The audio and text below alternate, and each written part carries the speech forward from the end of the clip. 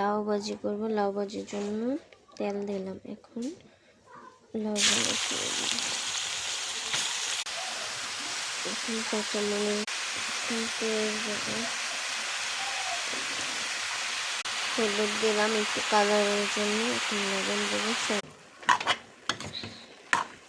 লাউগুলো সব মিশাই দিলাম।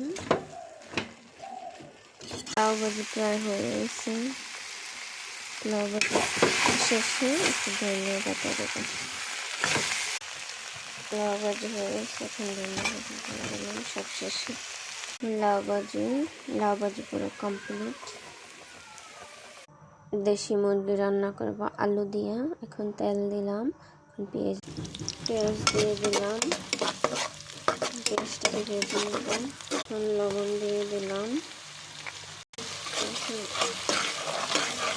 দিয়ে দেবো আদা বাটা, রসুন বাটা, একটু ঝাল নিয়ে একটু গন্ধ মতো দেবো। জিরা বাটা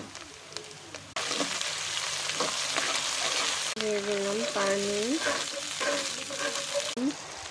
দিয়ে দিলাম। হলুদের গুঁড়া, মরিচের গুঁড়া দেখাইতে পারলাম না। এটারও কষাই নিব। তেল উঠাতে চলবে।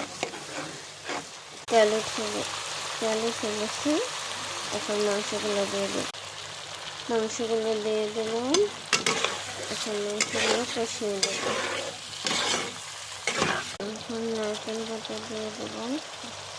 নারকেল বাটা দিলাম। আর একটু দিয়ে দিলাম। কষাইতেছি। কষানো একটু ঢেকে দেবো। কষাইতেছি। এখন একটু ঢেকে দেব। এখন দিয়ে দেবো গোটা গরম মশলা। দিয়ে দিলাম ধুয়ে রাখা আলু।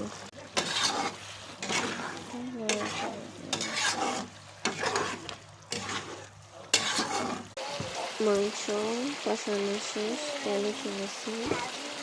এপাশে গরম পানি বসাইছি। এখন এই গরম পানি দিয়ে দেবে মাংসের মধ্যে। একটু লবণ দিয়ে দিলাম। লবণ একটু কম হয়েছিল। গরম পানি দিয়ে দিলাম। এখন ঢাইকা দেব। ঢাইকা দিলাম। তরকারি হয়ে গেছে। এখন জিরা ফাঁকি দিয়ে দিলাম। জিরা ফাঁকি দিয়ে নামিয়ে ফেলবো।